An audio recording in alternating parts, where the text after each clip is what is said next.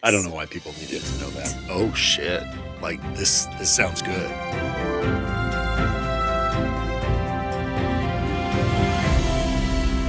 Welcome to the BEACN office. Today, we are talking about the very first wave of the BEACN headset reviews. I'm Ash, I'm the content specialist here at BEACN, and we have a very special guest today. Would you like to introduce yourself?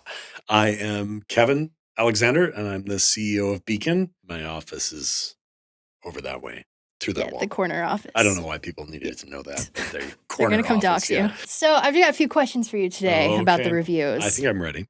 So which line stood out to you the most? There was one review, I can't remember which one it was, where the reviewer just went into detail on the tracks they listened to. And I went and listened to those tracks, and they're really, really good. But the thing that, is kind of, made me smile was like, that's what a great sounding audio product does, right? Like it makes you want to go through your catalog or your favorite things to listen to. And I got to go through that back in 2025, first listening to headset samples going, oh shit, like this sounds good, right? And so I've gone through all my tracks that way, right? And I revisit them sometimes when we, get a new sample or do a new feature. So just seeing that that person had that experience, and then also they had some cool tracks. There's some stuff in there I want to listen to now. So yeah, that was cool. Okay, tell me something about the development of BEACN headset that the reviewers didn't see. I mean, there's a lot. There's always stuff going on, and obviously when you get close to it being released, I mean, things are more finalized, and obviously you might be still making. We have the advantage of having BEACN apps, so we can do updates and changes and stuff. But like earlier on, like take the mic for example, which is an omnidirectional capsule inside of a boom. The difference is you have different types of capsules. We knew we wanted to go for an omnidirectional capsule, but we tested other capsules and tested different amounts, different ones. Then there's the enclosure that goes around the capsule. And then there's also the position of where that mic is and where it sits, which is obviously variable like any other mic. Somebody can put it where they want. Getting that right, like the amount of variations that went through, like shorter, longer, different type of enclosures around it, switching out what that capsule was to get that balance right. And, we have the benefit of having the processing inside, but at the same time, it's like you want to get what's going in right. Like you can't correct for everything, right? We had a point where 2024 somebody tried a mic and loved it, and we had a time in 2025 where there's a different variant of the mic where people were like they weren't quite as jazzed about it, right? And so like getting that right and that combination right, I love that kind of work. It's really, really fun, but it's a bit nerve-wracking, right? Because there's so many variables. We really feel we got it right. Like we did our homework. We know audio. We spent time in this. A lot of us have been sound engineers and things like that in iterations of our life. We know a lot of people in audio. We've worked with microphone companies before and stuff like that. So, we're not just somebody getting a headset built at some factory that just slaps on a mic there. And but so it's fun, but it's also nerve-wracking because you need to get it right. Okay, so I'm going to go over just a few of the quotes that we got Ooh, in okay. these reviews, and Okay. I'd love to hear your thoughts on them. So, comicbook.com said that this is one of the most impressive all-in-one headsets I've ever used. What does all-in-one kind of mean to BEACN, and what were we really trying to accomplish by putting so much into this headset? I think my perspective on this is going to be a bit different. I don't think any headset out there is truly all-in-one because the problem is the mics don't sound good. And so if you want to have an experience where you have an audio quality with your mic that sounds reasonable and sounds professional, you have to use something else, right? And or you could decide to do a whole bunch of processing on your computer. And maybe you have a headset that has the right mic or an okay enough mic in the right position that works. And then you do all that processing. You can't monitor it because there's no latency and all these trade-offs.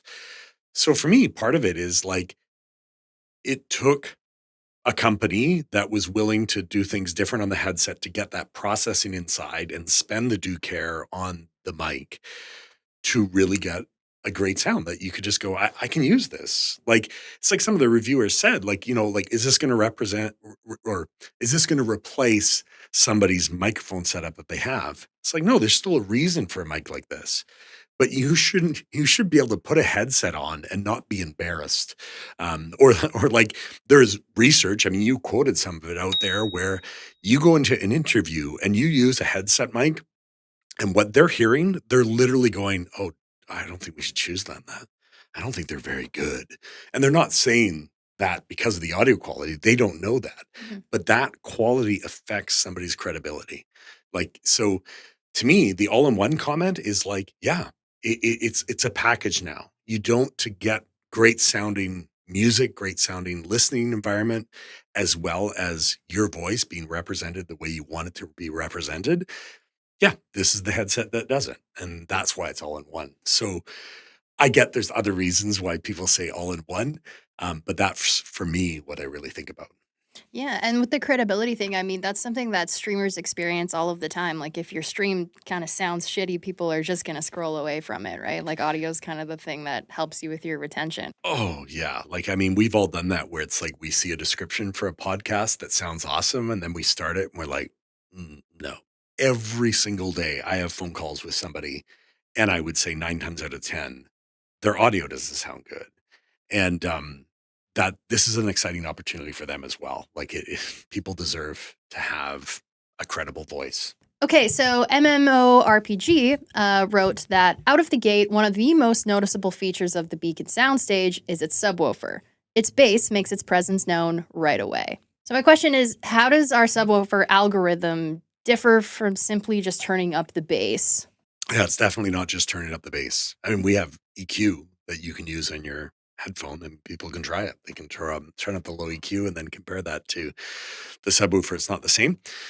So the algorithm, is definitely our secret cocktail, but it's definitely making use of dynamics. So like compression as well as filtering. The end result that we're trying to create with that is give a sense that you can kind of feel that bass as well. In a live setting, it's true. We've all been there at a concert and got to sit near the front, and that feeling of the subwoofer kind of thing, the feeling of the low end. And I think that's what we're trying to do with our subwoofer. We're trying to give you a bit of a feeling of the music, but there's a reason why there's a control.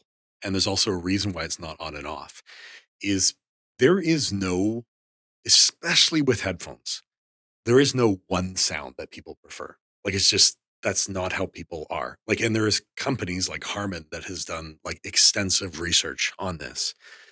In general, what people want with their headphones is what they tend to prefer is that it sounds like really good quality music in a great studio room.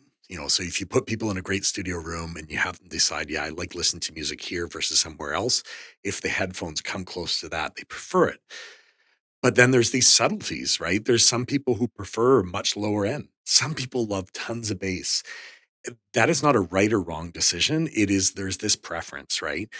And so for us, it was really important that the subwoofer thing was something like, like sometimes people will like hype their products, right? Like it's almost like we're going to put a lot of sugar in our drink to make it that you love it. And then like 10 minutes later, you're like, I just want to go to sleep. Like you just can't survive, right?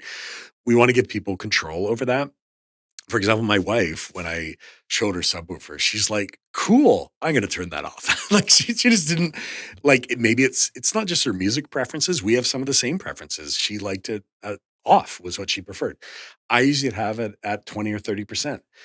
I know people in this company who go at 60 or 70%. I think they're wrong. No, I don't think they're wrong. It's their preference and what works for them. So, but yeah, it's cool. I think people are going to enjoy it. I think they're going to be tickled by it. I think they might adjust it a bit to decide where they use it, and maybe it will depend on what music they're doing. But it is, yeah, I enjoyed it.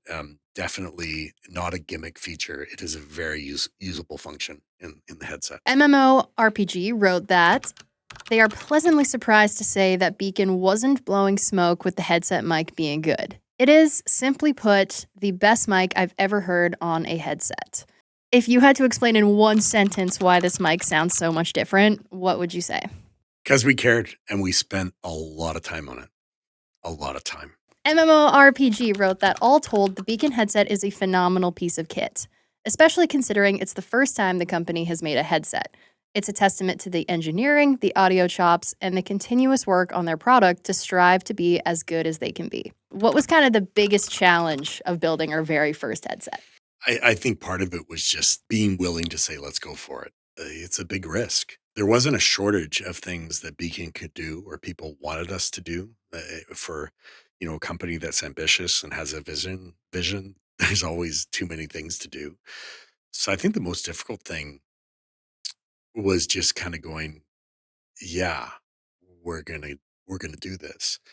And Craig, that was he really hung on to that. Like like it's not his only idea, right? Like the guy's full of great ideas.